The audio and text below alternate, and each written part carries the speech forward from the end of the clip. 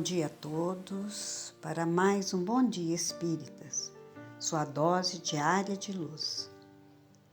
Nós vamos fazer a nossa reflexão no livro Caminho, Verdade e Vida, de Francisco Cândido Xavier, pelo Espírito Emmanuel.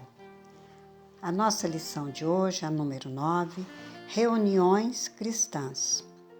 Chegada, pois, a tarde daquele dia, o primeiro da semana, e encerradas as portas da casa onde os discípulos, com medo dos judeus, se tinham ajuntado, chegou Jesus e pôs-se no meio deles e disse-lhes: Paz seja convosco.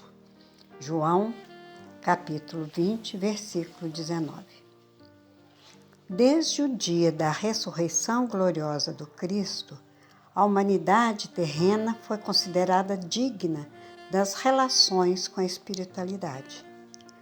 O Deuteronômio proibira determinadamente o intercâmbio com os que houvessem partido pelas portas da sepultura, em vista da necessidade de afastar a mente humana de cogitações prematuras.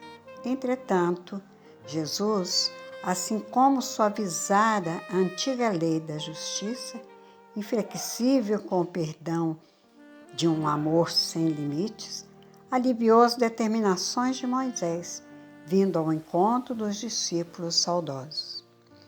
Cerradas as portas para que as vibrações tumultuosas dos adversários gratuitos não perturbassem o coração dos que se anelavam o convívio divino, eis que surge o Mestre, muito amado, dilatando as esperanças de todos na vida eterna. Desde essa hora inovidável, estava instituído o movimento de troca entre o mundo visível e invisível. A família cristã e seus vários departamentos jamais passaria sem o doce alimento de suas reuniões carinhosas e íntimas. Desde então, os discípulos reuniriam tanto nos cenáculos de Jerusalém como nas catatumbas de Roma.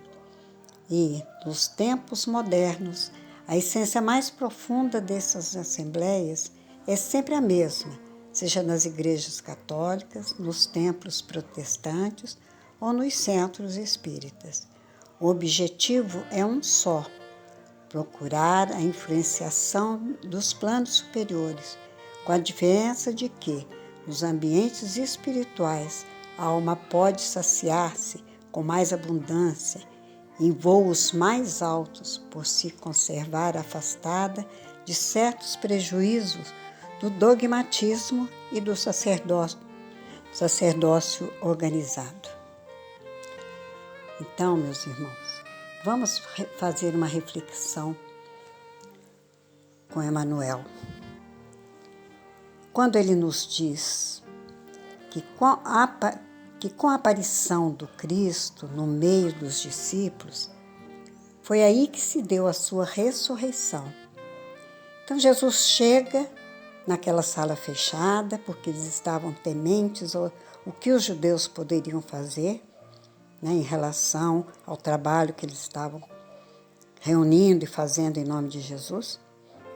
Então Jesus chega e ele torna-se lícito o intercâmbio de encarnado com desencarnado, revogando assim um item das leis de Moisés, que proibia esta comunicação.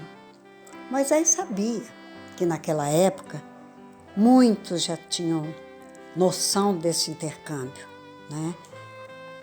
Havia as pitonisas, os sacerdotes, só que eles reuniam e separados, e o povo não sabia que havia essa reunião e nem o objetivo dessa reunião.